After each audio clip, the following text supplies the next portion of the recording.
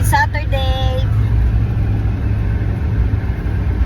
Punta kami sa dentist today kasi may appointment si Abby.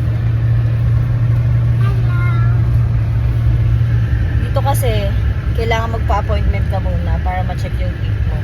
Kaya pag sumakit yung ngipin mo ngayon, next week ka pa magkakaroon ng appointment.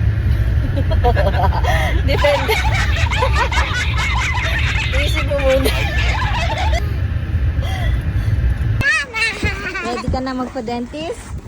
Ready? Ha? Yan. So, dito yung dental clinic. Alam ko 3 yung dental clinic dito, di ba? Pero dito naman kami. Sa pangalawa.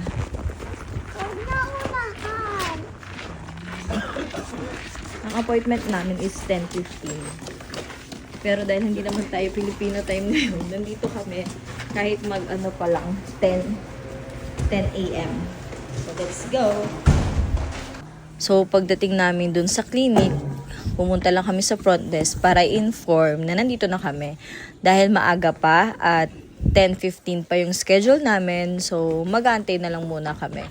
And ang maganda dito sa Canada, lahat ng waiting area, meron silang area for kids para ma-entertain sila, which is may coloring book.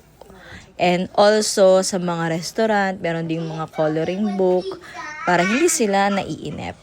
So, ito, it's time na namin. So, sabi namin kung pwede i-check yung teeth ni Api, kung ano yung gagawin kasi may masakit sa kanya. And na-check nga na may mga cavities na siya sa ibang mga teeth kaya siya sumasakit dito. In-x-ray na siya per teeth kaso hindi makita. Kaya ginawa siyang nag-x-ray ulit siya ng panoramic. So, yung buong teeth niya, ititignan kung kamusta na yung kalagayan. And kami talaga yung napapanganga dito. Kami talaga yung parang feeling namin. Kami yung chine-check. Lalo na to si Dada, oh. And ayun nga, nakita na parang kailangan 3 yung ipasta sa kanya. So, inuna nila yung sa taas, which is 2 yung kailangang ipasta. Hindi ko sure kung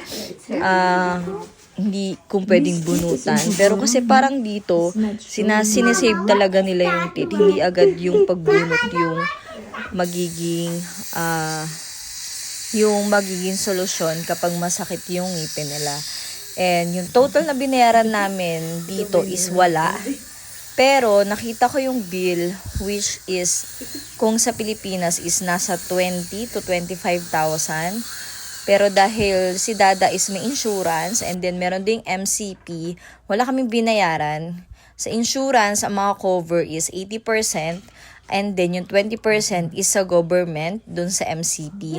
Pero sabi sa amin, meron daw mga procedure na hindi in-honor si MCP and yung 20% ng procedure na yon sa amin siya i-bill, i-email na lang daw nila kami kung magkano yon at kung paano namin sila babayaran. At alam mo, ang kagandahan din dito is kapag meron kang mga kasama na bata sa hospital, like dito sa dentist, they always give stickers talaga para din matuwa yung mga kids. Ayan, tuwan-tuwa si Afi. Kasi good job naman talaga siya. Hindi siya nag-cry. And matapang ang baby na yarn. Meron pa siyang isang procedure. May pasta pa siya. And then, ayan na nga. Thank you for watching.